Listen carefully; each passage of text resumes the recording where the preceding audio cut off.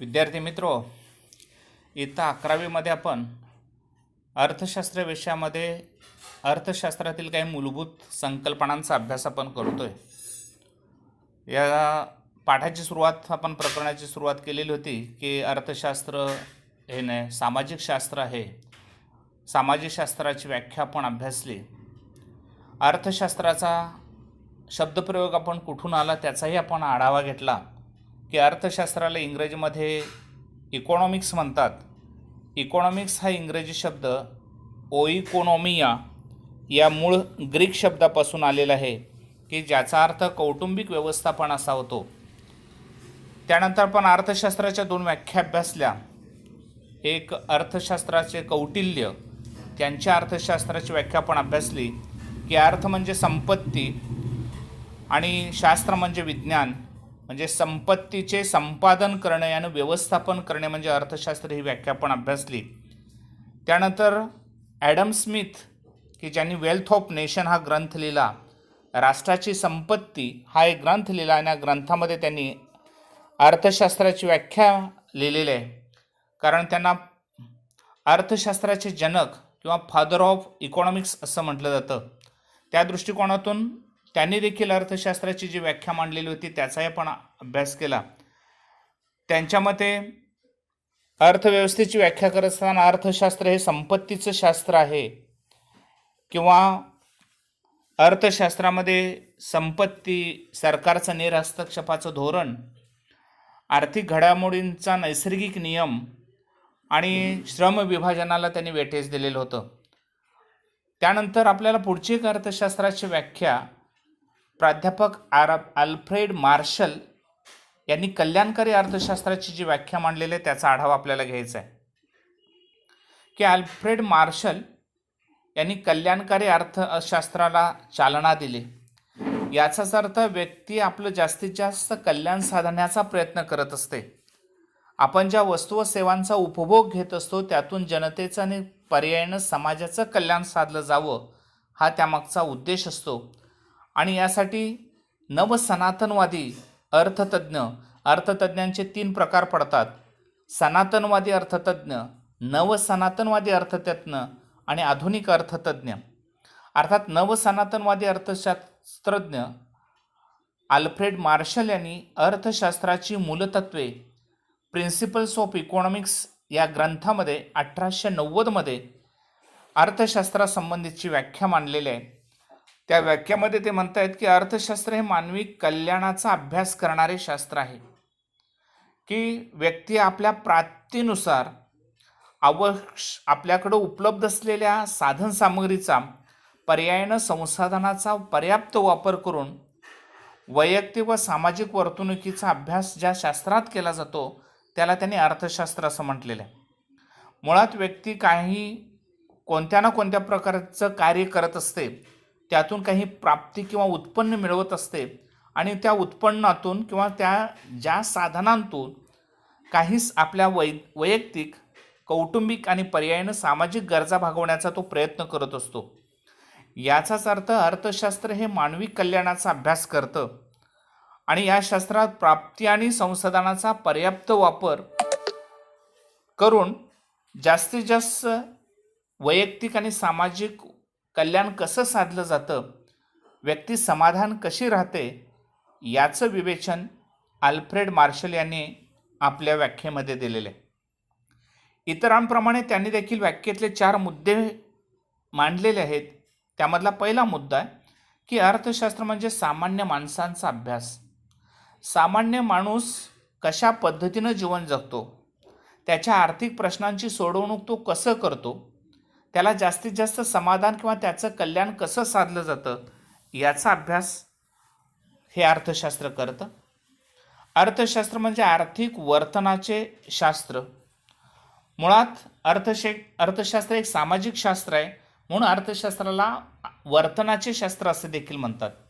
मानवी वर्तन कसं आहे याचाच अर्थ मानवाच्या वर्तनात बदल कसे होतात त्याचा अभ्यास मानसशास्त्रातही केला जातो. पण आर्थिक वर्तन म्हणजे अर्थशास्त्रीय भाषेमध्ये लोकांचा उपभोग कधी वाढेल. साहजिकच त्याचं उत्पन्न जर चांगलं असेल, व्यक्तीचा उत्पन्नाचा स्रोत चांगला असेल तर साहजिकच व्यक्ती काय करत असते, चांगल्या पद्धतीनं वस्तू व सेवांची खरेदी करते व वस्तू व सेवांचा उपभोग घेत असतात. अर्थशास्त्र म्हणजे भौतिक कल्याणाचा अभ्यास. आपल्याला जे दिसतं की काही लोकांच्याकडं घर असतं, 4 चाकी गाडी असते, 2 चाक्या गाड्या असतात, जमीन असते, संपत्ती आहे. हे कशातनं सिद्ध होतं? याचाच अर्थ त्या व्यक्तींनी त्यासाठी केलेला प्रयत्न किंवा त्या व्यक्तीचा उत्पन्नाचा स्रोत, त्या व्यक्तीकडे असलेलं उत्पन्न आणि त्या उत्पन्नामुळंच त्या व्यक्ती अशा पद्धतीने जमीन असेल, घर असेल, गाडी असेल, बंगला असेल, या वस्तू खरेदी करू शकतो. आता भौतिक का म्हटलेलं आहे? ज्या वस्तू व सेवांना आपण डोळ्याने पाहू शकतो, स्पर्श करू शकतो, अशा भौतिक साधनांना भौतिक कल्याण असं म्हटलेलं आहे. प्रत्येक व्यक्ती स्वतःचं घर निर्माण करत असते, बंगला बांधत असते, गाडी असते, गाडी घेत असते, सोनं घेत असतात, दागदागिने घेत असतात. या बाबतीत मार्शलला म्हणायचं आहे की भौतिक कल्याणाचा अभ्यास करतं. मग व्यक्ती हे कसं साध्य करते, आपले आर्थिक प्रश्न कसे सोडवतं, याचाही विचार या व्याख्यामध्ये आलेला आहे. ॲडम स्मिथनं सांगितलं की अर्थशास्त्र हे संपत्तीचं शास्त्र आहे, पण मार्शलला म्हणायचे अर्थशास्त्र केवळ संपत्तीचं शास्त्र नाही. संपत्ती तर आहेच, पण संपत्तीबरोबर भौतिक कल्याण साधलं जातं, आर्थिक वर्तन सुधारलं जातं, त्या वर्तनाचा अभ्यास केला जातो आणि अर्थशास्त्रामध्ये सामान्य माणसांचा विचार केला जातो. हे प्राध्यापक मार्शलनं पटवून दिलेले. तर अशा पद्धतीनं प्राध्यापक मार्शल यांनी अर्थशास्त्राची कल्याणकारी व्याख्या मांडलेली. आजच्यासाठी आपण दुसऱ्या एक तज्ज्ञाची व्याख्या अभ्यासणार आहोत, अर्थात ली ओनेल रॉबिन्स. ली ओनेल रॉबिन्स यांनी दुर्मिळतेवर आधारित व्याख्या केलेली आहे अर्थशास्त्राची. आपण वेगवेगळे तज्ज्ञ अभ्यासले की कौटिल्यानं अर्थ संपत्तीवर भर दिला, ॲडम स्मिथनं अर्थशास्त्र संपत्तीचं शास्त्र आहे असं म्हटलं. आता मार्शलची व्याख्या अभ्यासली की मार्शलनं मानवी कल्याणाला महत्त्व दिलं. त्या पद्धतीनं ली ओनेल रॉबिन्स यांनी दुर्मिळतेवर आधारित अर्थशास्त्राची व्याख्या केलेली आहे. आता दुर्मिळतेवर आधारित अर्थशास्त्राची व्याख्या म्हणताना की रॉबिन्स यांनी 1932मध्ये अर्थशास्त्राचे स्वरूप व महत्त्व म्हणजेच and essay on the nature and significance of economic science हे एक पुस्तक प्रसिद्ध केलं आणि या पुस्तकामध्ये त्यांनी दुर्मिळतेची व्याख्या दिलेली आहे. काय व्याख्या दिलेली आहे की जेणेकरून आपण अर्थशास्त्राचा आढावा घेत असताना ही व्याख्या मी रिपीट केलेली होती. म्हणजे अमर्याद गरजा आणि मर्यादित परंतु दुर्मिळ व पर्यायी उपयोगाची साधने यांचा मेळ घालताना करण्यात येणाऱ्या मानवी वर्तनाचा अभ्यास करणारे शास्त्र म्हणजे अर्थशास्त्र होय. मी सांगितलं मानवी या गरजा ह्या असंख्य आहेत, अमर्याद गरजा आहेत, अनंत गरजा आहेत. मानवी गरजा पूर्ण करणारी साधनं मात्र आपल्याकडं मर्यादित आहेत. लोकांच्याकडं पैसा मर्यादित आहे, काही लोकांच्याकडं आहे, पण सर्वसामान्य 70% लोकांच्याकडं पैसा अपुरा आहे, पैसा कमी पडतो. याचा अर्थ मानवी गरजा मात्र दिवसेंदिवस वाढत असतात. घरातील गरज पूर्ण झाली तर दुसरी गरज निर्माण होत असते.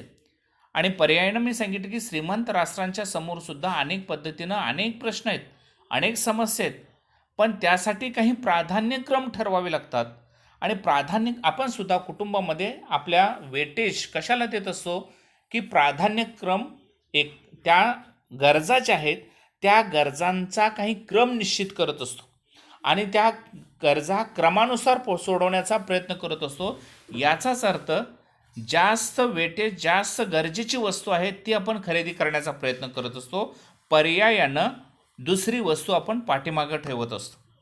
आणि यावर आधारित अमर्याद गरजा आहेत. प्रत्येक व्यक्तीच्या समोर अनेक गरजा आहेत, शासनाच्या समोर अनेक गरजा आहेत, देशासमोर सुद्धा अनेक प्रश्न आहेत, परंतु ही ज्या गरजा आहेत त्या गरजा भागवणारी साधनं मात्र दुर्मिळ आहेत.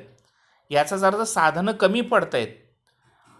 ती पर्यायी उपयोगाची साधने आणि त्या गरजा पूर्ण करण्यासाठी मेळ घालण्यासाठी ज्या आर्थिक वर्तनाचा अभ्यास करावा लागतो किंवा मानवी वर्तनाचा जो अभ्यास करावा लागतो त्याला आपण अर्थशास्त्र म्हणतो. थोडक्यात अमर्याद गरजा आणि मर्यादित साधने आणि पर्यायी उपयोगाची साधने यांचा मेळ घालण्याचा अभ्यास करणारं शास्त्र म्हणजे अर्थशास्त्र, अशी व्याख्या रॉबिन्सन यांनी केलेली आहे आणि ही व्याख्या अतिशय प्रसिद्ध झालेली आहे. ही प्रसिद्ध व्याख्या आहे.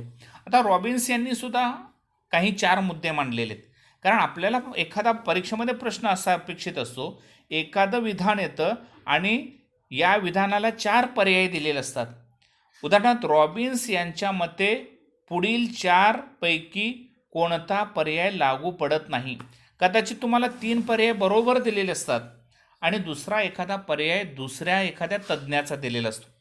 मग तो आपल्याला शोधायचा आहे की आपण सांगितले की कौटिल्यानं 4 मुद्दे मांडले, ॲडम स्मिथनं 4 मुद्दे मांडले, आता मार्शलच्या 4 मुद्द्यांचा आपण आढावा घेतला. त्या पद्धतीनं रॉबिन्सन यांनी सुद्धा दुर्मिळची व्याख्या करत असताना महत्त्वाचे 4 जे मुद्दे मांडलेले आहेत त्यातला पहिला मुद्दा आहे 1 अमर्याद गरजा. मानवी गरजा अमर्यादित आहेत, असंख्य आहेत, अनंत आहेत. 1. 2 मर्यादित साधने. आपल्या ज्या गरजा आहेत त्या गरजा भागवणारी साधनं मात्र मर्यादित आहेत. याचाच अर्थ साधनं कमी आहेत, पैसा कमी आहे आपल्याकडं, सगळंच पैशानं शक्य होतं असंही नाही. याचा अर्थ ते साधनं आपल्याकडं कमी आहेत आणि त्यासाठी आपण त्या सर्व गरजा एका वेळेला भागवू शकत नाही. 3 गरजांचा प्राधान्यक्रम. रॉबिन्सन यांनी व्याख्या करत असताना व्यक्तीसमोर 5 प्रामुख्यानं ज्या गरजा आहेत त्या 5 गरजांचा प्राधान्यक्रम लावणं अपेक्षित आहे.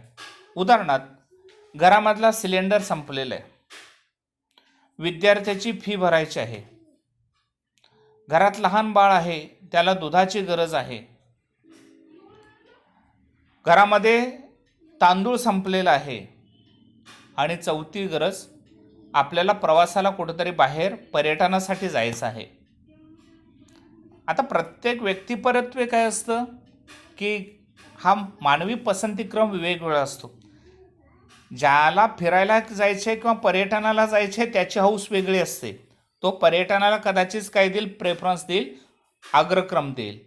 पण प्रश्न असा आहे, घरामध्ये लहान बाळ आहे आणि दूध संपलेलं आहे. दुसरी गोष्ट, घरामध्ये सिलेंडर संपलेले आहे. जर सिलेंडर आज नाही आणला तर घरी जेवण नाही. मग कदाचित एखादा म्हणेल की आज आपण हॉटेलला जाऊया, ठीक आहे, पण त्या व्यक्तीपर्यंत. पण ज्याच्याकडं बाहेर जेवायला जाण्याची तशा पद्धतीची सोय नाही, पैशाचा स्रोत नाही, सिलेंडर आणल्याशिवाय त्याची चूल पेटणार नाही, मग एखादा म्हणेल की चुलीवर स्वयंपाक करा.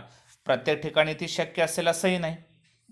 घरातलं तांदूळ संपलेलं आहे, राशन संपलेलं आहे, काय शिजवणार, काय खाणार तुम्ही, पोटाचा प्रश्न आहे. तेल संपलेलं आहे.